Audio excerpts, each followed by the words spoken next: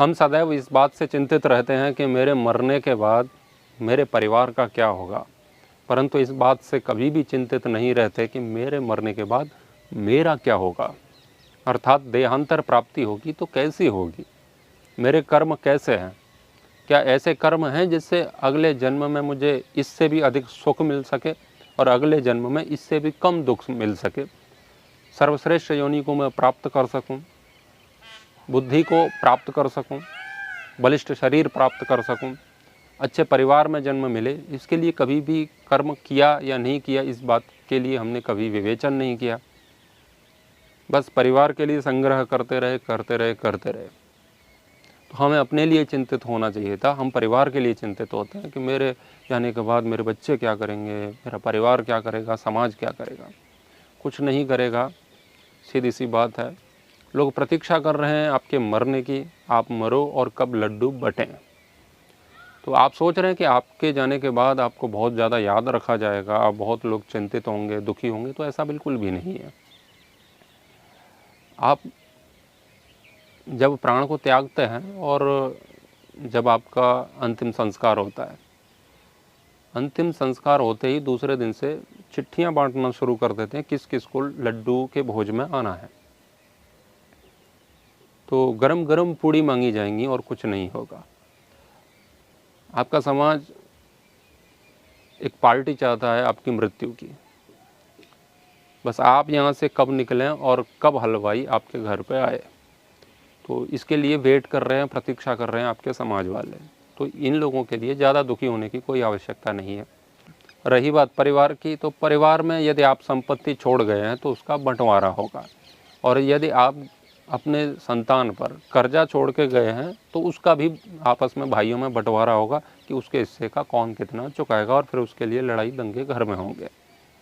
और बहुत ज़्यादा संपत्ति छोड़ गए हैं तो उसके लिए भी दंगे होंगे। एक मैं वीडियो देखा था कुछ दिन पहले, बस प्राण निकलने को ही थे, या मुझे लगता है निकल भी गए होंगे, बस ऐसे ही शरीर पड़ा था गाड़ी में, गेट खोला, वकील आया और उनके परिवार वाले थे, और अंगूठा पकड़ करके ऐसे कागज़ पर ठोक दिया। अब कौन सी संपत्ति का क्या था वो नहीं पता, लेकिन वो संपत्ति के लिए लड़ाई थी। एक व्यक्ति अपने प्राण त्याग रहा है, उसकी काफ़ी लंबी यात्रा रही है यहाँ पर, तो उसको एक अच्छी मृत्यु उसके बिस्तर पर, उसकी शैया पर, मृत्यु शैया पर हो, उसकी भी व्यवस्था भी नहीं है। यदि आप सोचते हैं कि आपके जाने के बाद, आपके जाने के अवसर तक आपकी व्यवस्थाएं होंगी, तो ये आवश्यक नहीं है। तो अंगूठे की चिंता है कहीं ये गड़बड़ न कर जाए, तो उनका अंगूठा बहुत महत्वपूर्ण है, आपका जाना इस दुनिया से उनके लिए कोई महत्वपूर्ण नहीं है। तो ये एक घटना नहीं है, ये काफ़ी जगह ऐसा होता है, संपत्ति का होता है।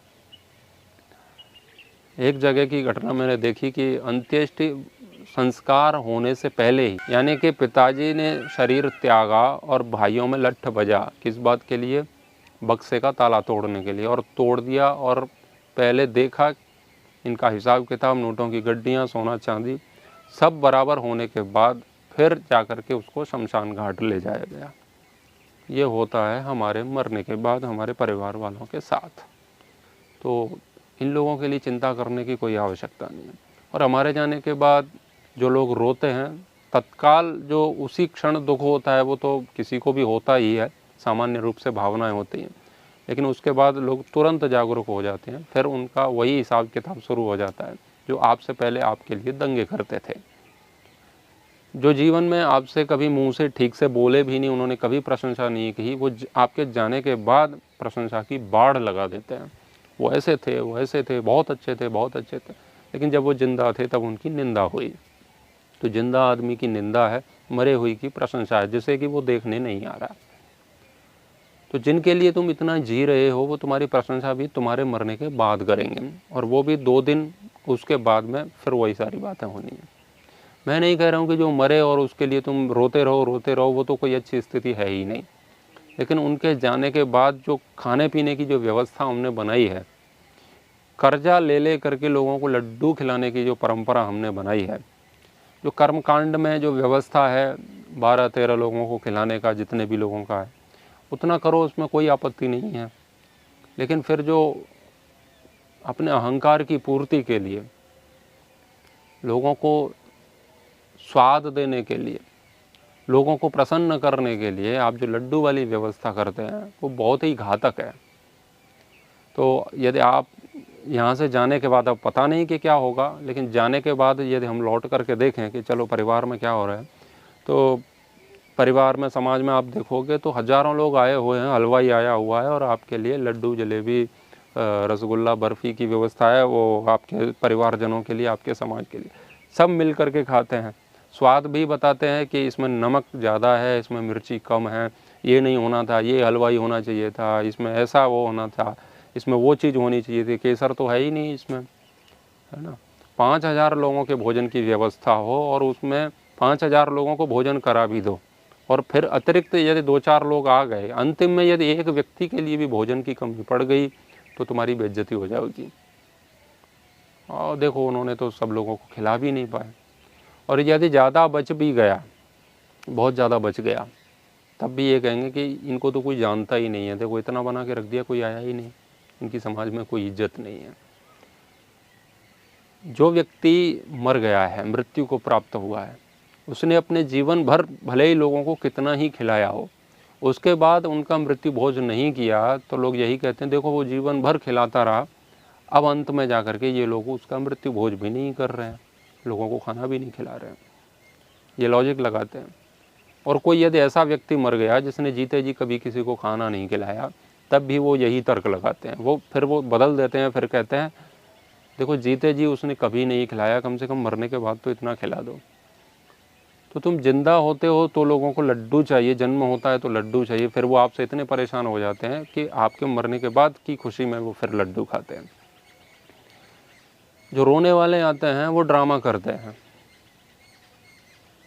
महिलाएं आएंगी वो लाल लिपस्टिक लगा करके एकदम मेकअप करके रोते हुए आती हैं, और जिनका घूंघट नहीं करना चाहिए, महिलाओं में तो महिलाएं घूंघट नहीं करती, लेकिन वहाँ भी वो घूंघट करती हैं ताकि उनके आंसू, नकली आंसू दिखाई न दे जाएं, आंसू आते ही नहीं हैं तो घूंघट कर लेती हैं ताकि वो सारी नौटंकी और ड्रामा चलता रहे। यानी कि जो व्यक्ति मर गया है उसके शोक का भी एक ड्रामा होता है। यहाँ पर लोग वास्तव में शोक भी नहीं कर रहे हैं, वो इंजॉय कर रहे हैं। यानी कि एक व्यक्ति मर गया है उसकी मजाक उड़ाते हैं मरने के बाद भी, ये सच्चाई है। पुरुष आते हैं वो बढ़िया से पैंट शर्ट पे वो सब कुछ ड्रेस प्रेस और वो सेंट वेंट लगा करके बढ़िया मूँछें काट के और सेट वेट करके डाई वाई करा के अच्छे से आते हैं लोग एकदम से, उनको इस बात से कोई परवाह नहीं कि कहाँ जा रहे हैं, मतलब जैसे हैं वैसे ठीक हैं, शोक प्रकट करने के लिए जा रहे हैं। वहाँ पर मृत्यु से संबंधित चर्चाएं होनी है, यानी कि देह के बाद क्या होता है। तो पहले परंपरा थी कि एक गरुड़ पुराण की कथाएं की जाती थी, तो उसमें कर्म फल व्यवस्था का जो विवरण है, कितना ठीक है कितना गलत है वो बात अलग है, लेकिन है। तो मरने के बाद कौन से लोक में हम जाते हैं और हमारे कर्मों की क्या गति होती है, कौन सा लोक कैसे व्यक्ति को प्राप्त होता है, इस पर चिंतन होता था। तो हम परलोक की चर्चाएं करते थे, देह से ऊपर की बात करते थे, चेतना की बात करते थे, और फिर वहाँ पर शरीर की साज सज्जा करते हुए हम वहाँ पर लोगों से मिलने के लिए जाते हैं। फिर जो मर गया है उसी के पैसे का वहाँ पर नशा करते हैं। डेड बॉडी पड़ी हुई है और वो अंत्येष्टि संस्कार हुआ भी नहीं है, और लोग वहाँ पर नशा बांटना शुरू कर देते हैं, क्योंकि ऐसी परंपरा है। तो वो होश में ना आ जाएं उससे पहले उनको नशा दे दो। तो नशा देने वाले भी अजीब हैं, वो उसके लिए चिंतित नहीं है कि वो गए हैं तो उनका क्या कर्म गति क्या है। चिंतित होने का अर्थ मैं बिल्कुल नहीं कह रहा हूँ कि आप शोक में डूब जाओ। अच्छी स्थिति तो यही है कि जो गया वो गया, वो आए तो आए, कोई उत्सव और शोक जैसी कोई बात है नहीं, वो शास्त्रीय बात और अंतिम सत्य तो वही है। परंतु उत्सव भी मनाने की कोई भी बात नहीं है, न ही शोक मनाने की कोई बात है। तो जो आएंगे लोग उनको नशे कराओ, तुम सिगरेट पिलाओ, उनको गुटखा खिलाओ, और खाने वाले भी आते हैं। फिर चाय होती है, डेड बॉडी पड़ी है उसके घर से चाय आएगी, लोग चाय पीते हैं। अगर उनको चाय नहीं पिलाई गई तो वो नाराज़ हो जाते हैं, जबकि आए थे वो आपको दुखी देखकर आपके दुख को दूर करने के लिए। लेकिन यदि आपने उनकी व्यवस्था नहीं की, खातिरदारी नहीं की, तो वो आपसे ही नाराज़ हो जाएंगे, यानी कि दुखी होकर के जाएंगे। अब जो व्यक्ति दुखी है वो आपकी व्यवस्था करेगा या वो स्वयं को संभालेगा, लेकिन ये बड़ी विडंबना है। और पिछले लगभग 2.5-3 वर्ष पहले मेरे माताजी का देहांत हुआ था। तो मृत्युशैया पर वे पड़ी हुई थीं और कैंसर से उनका देहांत हुआ था। तो तड़प रही थी पीड़ा से, और कुछ 2-3 महिलाएं आईं और उनको देख करके वापस चली गईं। और जाने के बाद उन्होंने शिकायत की कि हमारे लिए चाय की व्यवस्था नहीं की उन्होंने। यानी कि मेरी माँ जब प्राण त्याग रही है उस समय उनको समय मत दो, अपने आप को मत संभालो, जो आए हैं उनको चाय पिलाओ, जो आए हैं उनको सिगरेट पिलाओ, जो आए हैं उनको खाना खिलाओ। यानी कि वो महत्वपूर्ण नहीं है जो जा रहा है व्यक्ति, अंतिम विदाई हमसे ले रहा है, वो महत्वपूर्ण नहीं है। इनकी खातिरदारी में कोई कमी नहीं होनी चाहिए। ये समाज है हमारा जिनके लिए हम बहुत चिंतित होते हैं। तो हमें अपने लिए जीना है, हमारे मरने के बाद हमारा क्या होगा उस पर ध्यान देना है। कोई व्यक्ति गलत कर्म कर करके लोगों को खुश प्रसन्न करता है तो कहते हैं अरे बहुत बढ़िया बहुत बढ़िया। अब बढ़िया और बुरा क्या है ये परमात्मा जानता है, और परमात्मा क्या जानता है, वो क्या निर्देश देता है, वो वेद बताता है, वो शास्त्र बताते हैं, उपनिषद बताते हैं, हमारे धर्म ग्रंथ बताते हैं। तो कौन से कर्म की कौन सी गति है वो तय होगा ईश्वर की दृष्टि से। तो आप लोगों को कैसे प्रसन्न करके गए हो, अमीर होकर के अपने अहंकार की तृप्ति करके गए हो, या लोगों को ठगा है आपने, या कैसे भी करके लोगों को उल्लू बना के लोगों को खुश किया है जैसा कि लोग करते हैं, तो उससे आपको अच्छी गति प्रदान नहीं हो जाएगी, आपको अच्छा जन्म नहीं मिल जाएगा। यहाँ के लोगों की दृष्टि अलग है कर्म की, और परमात्मा की दृष्टि में दूसरी व्यवस्था है कर्म की। और जन्म होता है परमात्मा की व्यवस्था के अनुसार, ना कि समाज की दृष्टि की व्यवस्था के अनुसार। तो हमें जो शास्त्र में उल्लेख मिलता है कैसे कैसे कर्म करने हैं, कैसे नहीं करने हैं, वो सब हमें करना है। और हमारी यात्रा अध्यात्म की ओर सतत चलती रहे उसके लिए चिंतित होना है। समाज के लिए तो बिल्कुल ही नहीं होना है। कुछ नहीं होने वाला, यहाँ उत्सव होने वाला है, आपकी मृत्यु का महोत्सव होने वाला है। बस आप निकलिए यहाँ से, और लोग निकलेंगे हलवाई के लिए, हलवाई को बुलाने के लिए कि भाई चलो करो व्यवस्था।